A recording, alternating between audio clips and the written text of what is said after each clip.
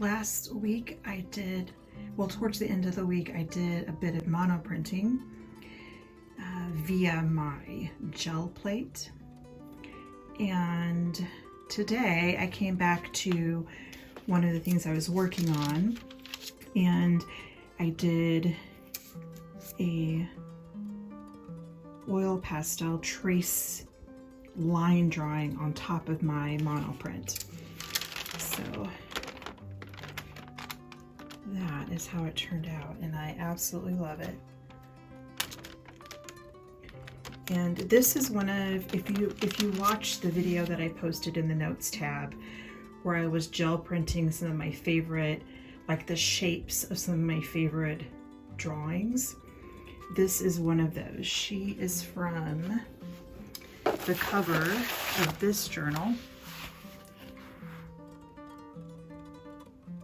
So totally inspired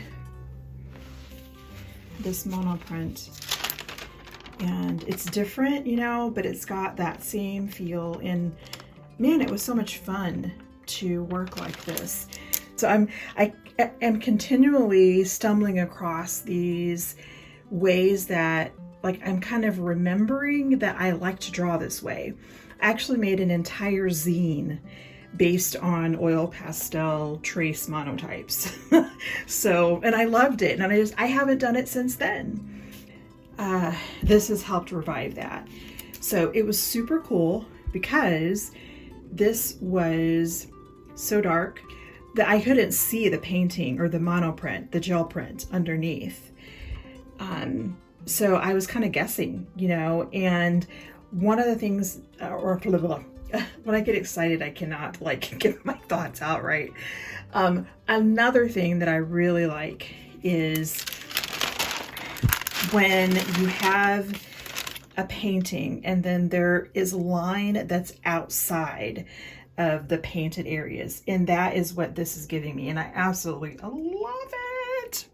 You know, the more that I'm playing around with intentional drawing rather than drawing by default through the pareidolia abstraction, you know, I'm finding that, oh my goodness, I actually do know how to draw. I just don't exercise my drawing muscle so deliberately all the time.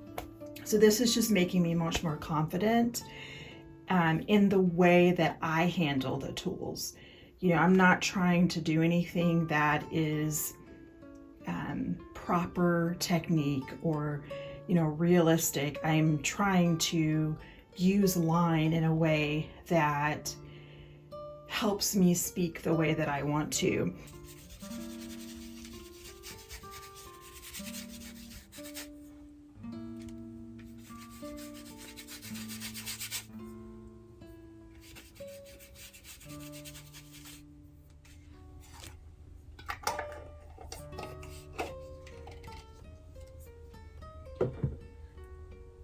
Okay, so here we are at this point. I kind of wanted it to feel like it's a little window into her world. So once this dries, I will figure out how I want to embellish the border. This is just a kind of planty leafy image that I drew, oh gosh, years ago now.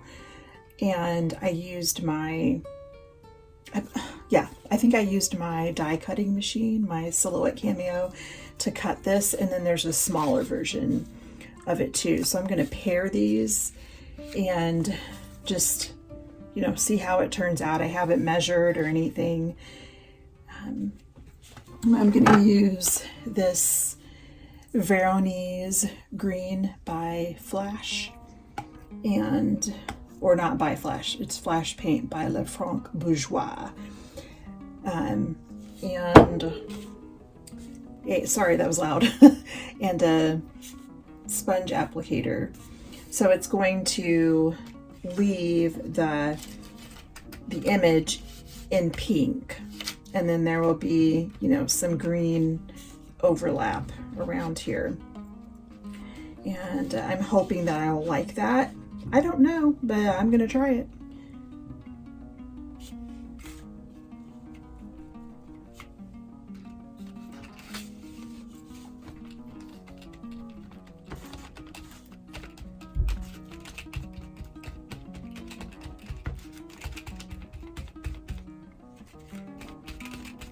this is where I've gotten to with the masking. And somewhere around here, I realized that I didn't need to use the whole mask, duh. What I'm going to do now is come back in with some of this yellow. I might end up having to paint more than I'm wanting to, because it's going to look different than the printed yellow. I did end up having to paint over the printed background. I think it's gonna work. Well, yesterday I thought I was done with this. This is actually the final version, and I just, as you can see, changed the background color, added some pattern. I have a thing for these at the grid, like just kind of a loose grid lately. So put that just to pull this green into the story a little bit more. And then I embellished some of the flowers and did a little bit more of the trace monotype with the oil pastel. So now she's done. Oh, and I added the how do you do. I really like adding words. Sometimes I will just handwrite it, but I found that phrase in my little word box, so I felt like it was perfect for these friends.